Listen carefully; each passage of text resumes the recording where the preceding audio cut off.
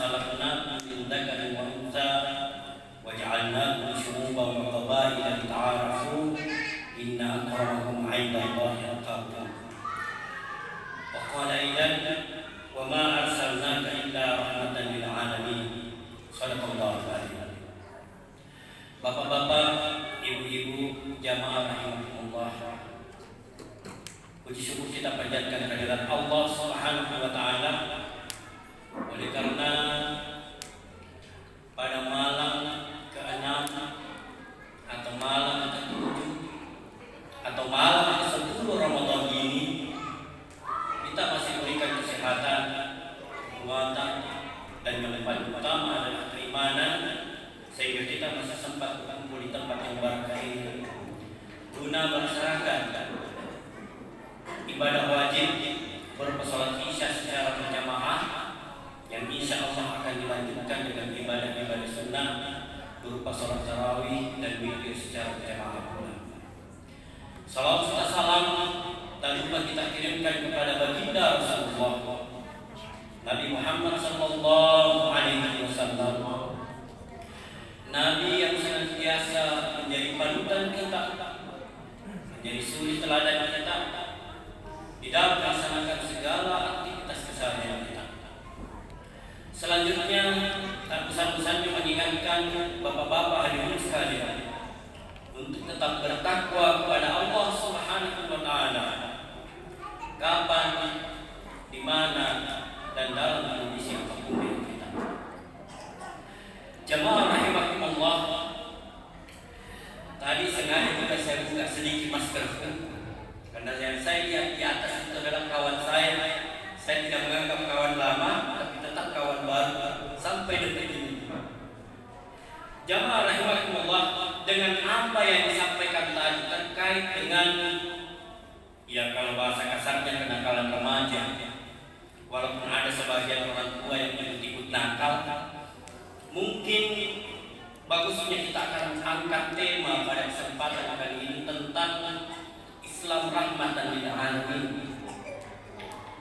Jadi tema yang akan kita angkat itu tentang Islam rahmatan lil alamin. Bagaimana sebenarnya Islam itu sebagai rahmat atau Islam membawa rahmat bagi seluruh alam. Terkait dengan Islam rahmatan lil alamin, para mufassirin memberikan penjelasan terkait makna rahmatan lil alamin. Ada yang memaknai bahwa rahmat kasih sayang itu adalah cinta Allah Subhanahu wa taala kepada hamba-Nya tanpa memandang apa agamanya, tanpa memandang dia taat atau tidak. Kemudian bil alamin, mufassirin memberikan penafsiran al-alam itu adalah seluruh alam ini atau apa yang ada di muka bumi ini, baik manusia, hewan maupun tumbuh-tumbuhan, bahkan benda mati sekalipun. Bahwa agama yang datang membawa rahmat. Dan bagaimana bisa rahmat itu sampai? Maka diutuslah baginda Rasulullah sallallahu alaihi wasallam. Wa ma arsalnaka illa rahmatan lil alamin. Tidaklah diutus engkau wahai Muhammad kecuali membawa rahmat bagi seluruh alam. Jamaah rahimahumullah, di tengah masyarakat akhir-akhir ini begitu banyak persoalan yang ada. Dulu yang dihadapi Rasulullah SAW itu adalah orang-orang kafir. Kita sekarang bukan cuma orang kafir, bahkan para kita yang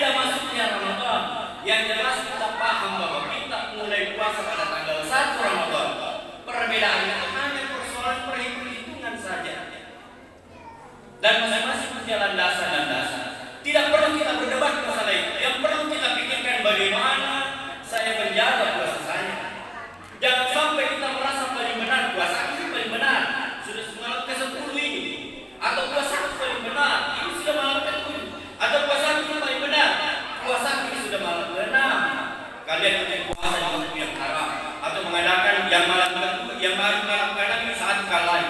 Yang semalam Ustaz mengatakan itu yang baru menjadi pasangan sekian di kalangan. Ketika kita mengatakan benar-benar ada apa dalam hati kita? Ada kesombongan, merasa cara beragama kita paling benar. Dan inilah yang dikejar oleh Rasulullah Sallallahu Alaihi Wasallam. La yadkhulul jannah, kata Nabi, bukan kata saya. Tidak akan masuk surga seseorang maka fi qalbihi misqal dzarratin min kibr, yang apabila di dalam hatinya ada sifat sombong, ada sifat angkuh, ada sifat takabur dalam dirinya, walaupun hanya sebesar biji zarah. Ini penegasan Rasulullah. Ketika sahabat mendengar ini, ada yang bertanya, ya Rasulullah, inna rajula yuhibbu an yakuna thawbuhu hasanan wa na'luhu hasanan. Ya Rasulullah, bagaimana jika ada orang suka kalau bajunya bagus, pakaiannya bagus, wa na'luhu hasanan, alas kakinya juga bagus. Ketika mendengar ini, Rasulullah SAW bersabda, inna Allaha jamil yuhibbul jamal. Allah itu menyukai keindahan. Allah itu indah dan menyukai keindahan. Al-kibru batarul haq wa ghamdun nas. Sifat sombong, sifat angkuh, sifat takabur itu batarul haq, mengabaikan kebenaran atau menolak kebenaran. Wa ghamdun nas, memandang enteng orang lain. Jadi kalau sudah ada dalam hati tak memandang enteng orang, sudah ada sifat sombong. Dan Nabi mengatakan tidak akan masuk surga. Termasuk orang yang dalam praktik beragamanya merasa cara beragamanya paling benar. Inilah yang berbahaya dalam kehidupan kita. Merasa praktik beragama kita paling benar. Mereka semua sesat, neraka, seakan-akan kunci surga ada di tangan kita. Inilah yang paling berbahaya dan inilah yang menghancurkan umat Islam di antara kita. Seperti saya sampaikan sebelumnya kepada teman-teman sebelum masuk Ramadan, sedang ini yang bahaya menghancurkan pahala puasa kita. Kenapa? Ketika beda masuknya Ramadan atau beda pemahaman kita, akan muncul dalam diri kita sifat sombong, menggibah antara satu dengan yang lain.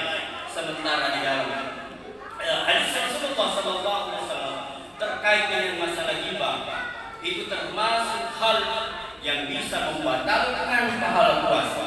Khamsatu asya tuhbitus shaum. Ada 5 perkara yang bisa membatalkan pahala puasa kita. Puasa sah akan tetapi hampa, tidak ada pahalanya.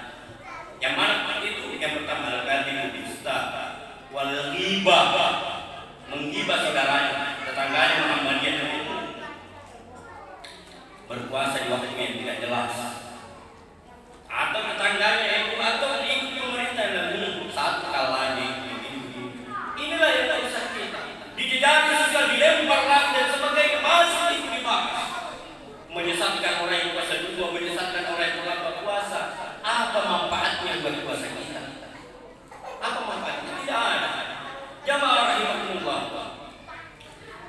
di dalam konsep Islam rahmatan lil alamin, Islam itu begitu indahnya agama ini, mengatur dalam segala aspek, ya.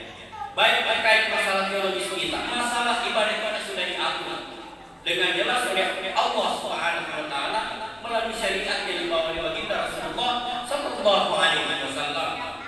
Jadi mulai dari aspek teologi, kemudian yang selanjutnya itu adalah aspek sosial kemasyarakatan, kemudian yang ketiga adalah humanitas, kemanusiaan.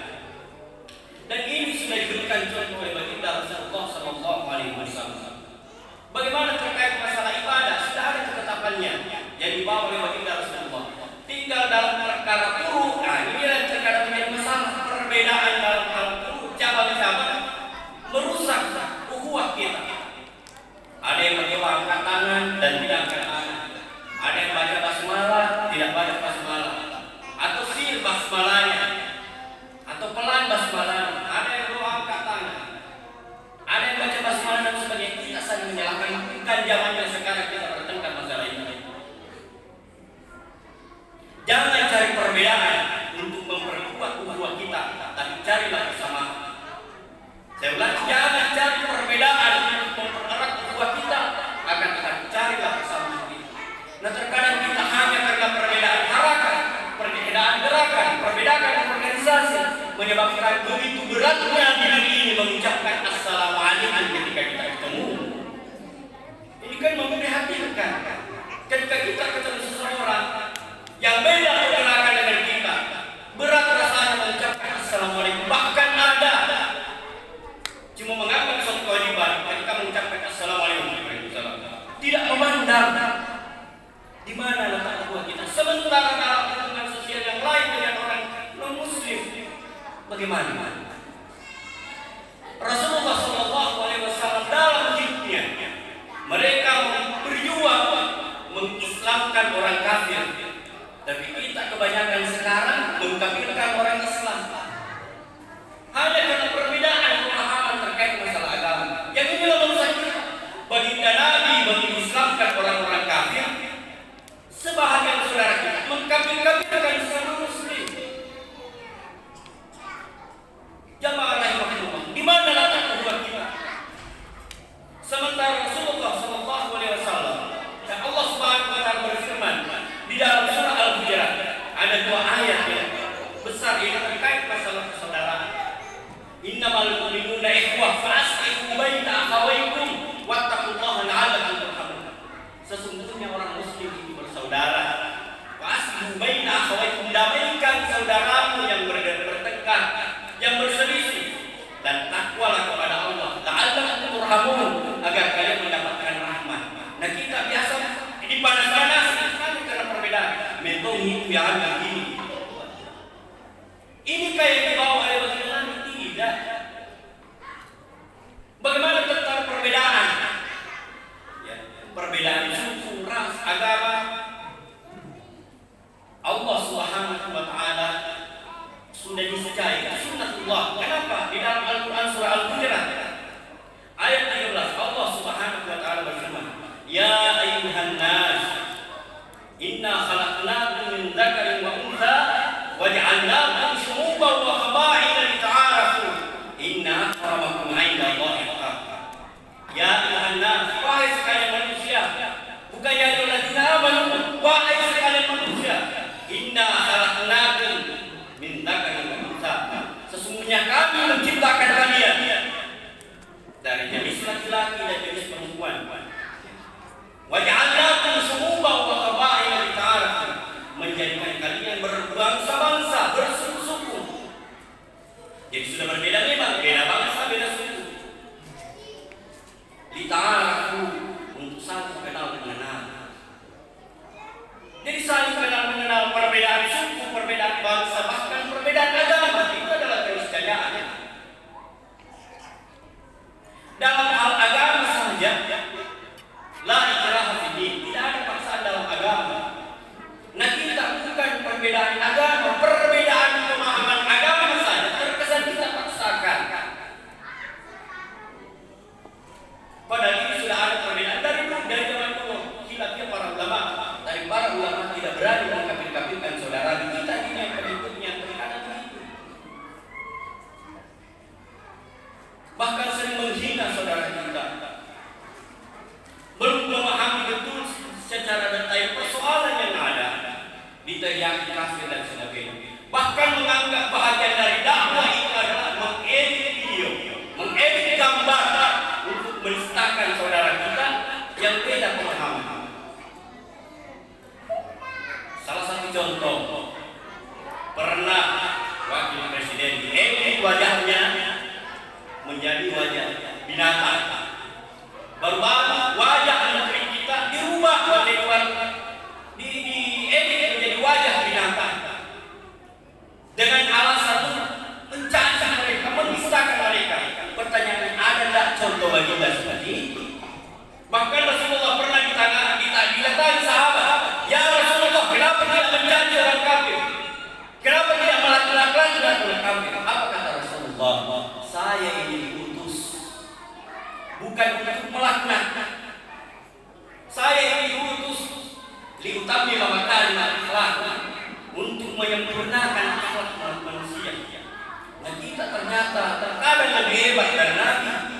Nabi tidak mencaci, jangankan terhadap orang kafir, jangan terhadap orang kafir pun tidak. Kita bukan orang kafir yang kita lakukan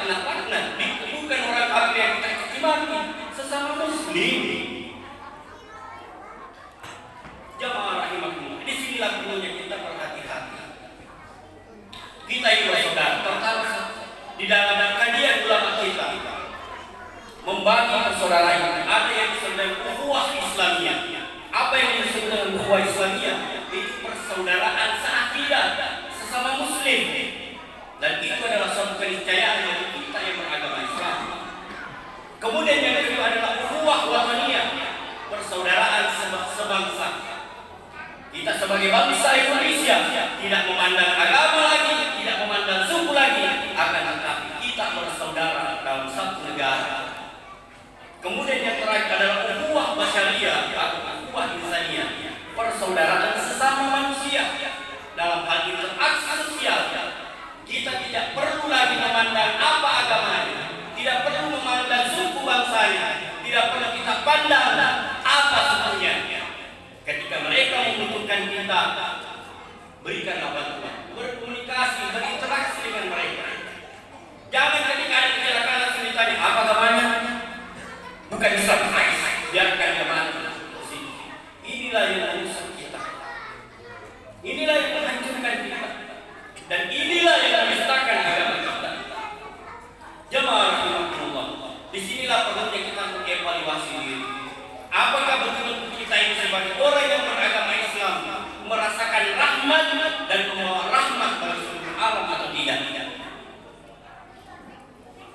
Jangan kita terlalu merasa paling mulia dibanding orang lain, dan jangan merasa sombong karena kita sudah merasa mendapatkan hidayah sehingga mencaci maki menghina para ahli maksiat.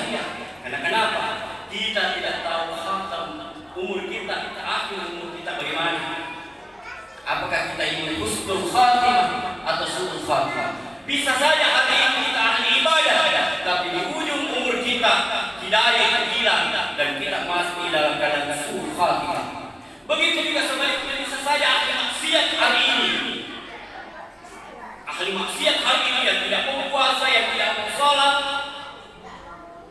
preman di sana, bisa saja esok hari menjadi orang yang ahli ibadah di penghujung umur mereka. Pertanyaannya, bagaimana kita menyikapinya? Kita doakan mereka, jangan mencaci mereka, jangan melaknat mereka, dan jangan menghina mereka. Karena kapan kita hina, rusak hati kita. Karena tadi kata Nabi, la yadkhulul jannah. Ini kata Nabi, bukan kata saya. Nah, bagaimana menyikapi anak-anak kita yang seperti ini, atau orang tua kita seperti ini? Yang pertama, kembali kepada diri kita. Jaga dirimu dan keluarga dari neraka. Bagaimana caranya? Awasi anak-anak kita, bantu aparat kita, kasihan beliau. Bayangkan kalau sholat seharusnya kembali ke rumah membaca Al-Quran, kita lagi pikirkan ke anak kita. Bagaimana anak kita? Demikian juga di masjid. Bagaimana pengawasan anak kita di masjid? Bagaimana menciptakan masjid ramah anak? Jangan diusir ketika mereka lari. Nasihati, dampingi, berikan kesibukan. Makanya anak saya 2 orang itu saya kasih tugas. Dia pegang begitu. Ketika saya ceramah, bagaimana caranya yang baik-baik. Bagaimana di rumah supaya dia tidak tinggalkan rumah, awasi dia. Apalagi ada libur, ada mengatakan Ustaz, main HP terus. Nah, kasih konsekuensi. Sama anak saya, kasih aturan. Sebelum pegang HP 1 jam, membaca Al-Quran atau tilawah minimal 10 halaman. Jadi mereka itu sebelum pegang HP, kasih waktu mengaji 10 halaman. Benar-benar 10 halaman, 10 lembar. Mari kita pilih 10 lembar, 10 halaman. Kalau 10 lembar berarti 20 halaman. Kalau 10 halaman berarti hanya 5 lembar. Sehingga mereka disibukkan dengan Al-Quran. Namanya juga ada yang mengokupasi. Beda dengan kita. Yang mengokupasi kita mengaji itu adalah pahala mengajinya. Tapi walaupun sementara sebagai tarbiyah bagi mereka, pendidikan bagi mereka, motivasinya mengaji ada HP. Dan mudah-mudahan dari situ akan sadar ternyata mengaji itu pahalanya luar biasa. 1 wudhu saja itu adalah 10. Kemudian kalau dengan wudhu 25, kalau dalam salat itu 100 dan sebagainya. Ini kalau mau dibahas lagi pahala baca Al-Quran itu banyak lagi ceritanya. Sementara kita mubalik diumumkan kemarin di Sutra itu, apa dia bilang? Penceramah itu dikasih batas maksimal Pak 15 menit. Dan kalau lewat 15 menit ada jamaah melapor ke polisi, dipanggil sama polisi. Nah saya foto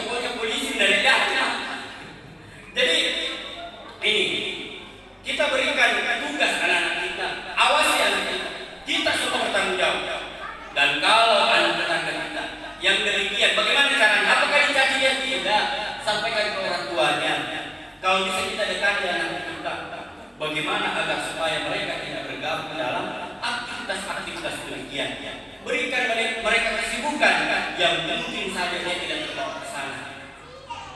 Jamaah rahimahumullah, disinilah pentingnya salah satu di antara itu adalah manajemen masjid. Di masjid itu kita bentuk kepengurusan masjid, kita bentuk remaja masjid, kemudian remaja masjid itu diberikan aktivitas Ramadan. Dan aktivitasnya itu bukan melulu terkait masalah mengaji, salat mengaji, tidak. Diajarkan bagaimana berorganisasi, ya, bagaimana berbisnis dan sebagainya diajarkan. Alhamdulillah saya dulu sejak SD kelas 10 sudah bergabung di remaja masjid. Diberikan tugas Ramadan apa yang kita lakukan, diberikan tugas termasuk menyiapkan tajwid dan sebagainya, sehingga tidak terpikirkan lagi untuk bergabung dengan penyakit masyarakat yang demikian. Jamaah rahimahullah, mungkin ini yang sempat saya sampaikan. Kesimpulan bahwa marilah kita memperlihatkan Islam rahmatan lil alamin dengan cara beragama yang baik. Jangan memperlihatkan Islam yang marah-marah, tapi perlihatkanlah Islam yang ramah. Karena Rasulullah SAW menyebarkan Islam dengan cara yang ramah, bukan cara yang marah-marah.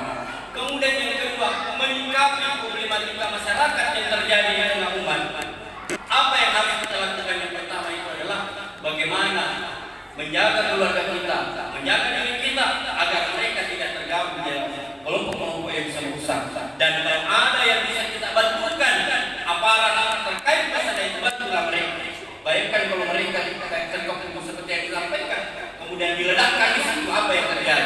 Siapa lagi yang akan melanjutkan pengamanan? Untungnya ada anak yang melanjutkan. Bagaimana kalau tidak? Kemudian selanjutnya adalah kita ini bersaudara. Baik itu bersaudara seakidah, sesama muslim yang ada sekarang.